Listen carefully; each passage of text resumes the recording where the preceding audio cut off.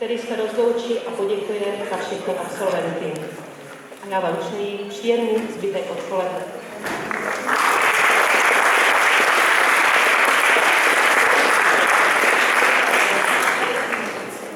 Dámy a pánové, já jsem dlouho přemýšlel, co tady dnes řeknu, protože mluvit za všechny studenty čtvrtých ročníků není tak úplně snadný úkol.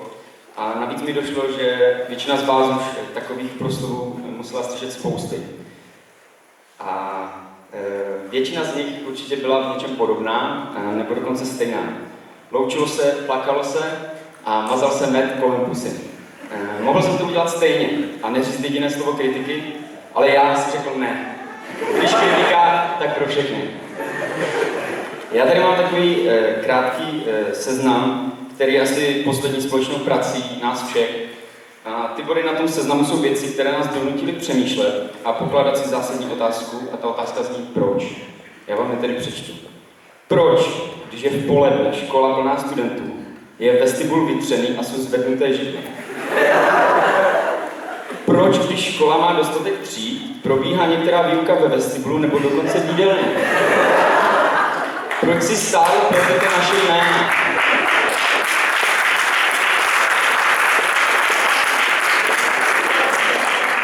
Proč, když konáme maturitní zkoušku, někdo z dělníků vrtá do vedlejší zdi?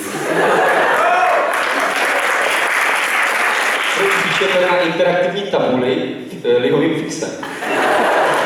A naopak,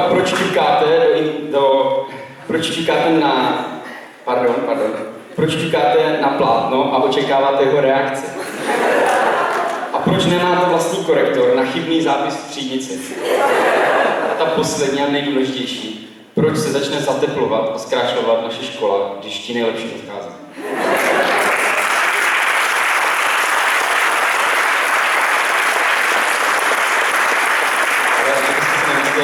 Že to je jenom kritika, my máme samozřejmě i odpověď. Protože nás chcete připravit na přežití v bojových podmínkách.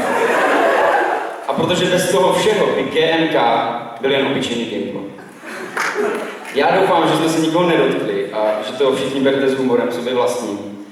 Protože, jak řekl pan Karel Čapek, humor je vždycky trochu obrana proti osudu. Víc přinese lidí z nespokojenosti, než z blahého a spokojeného ducha.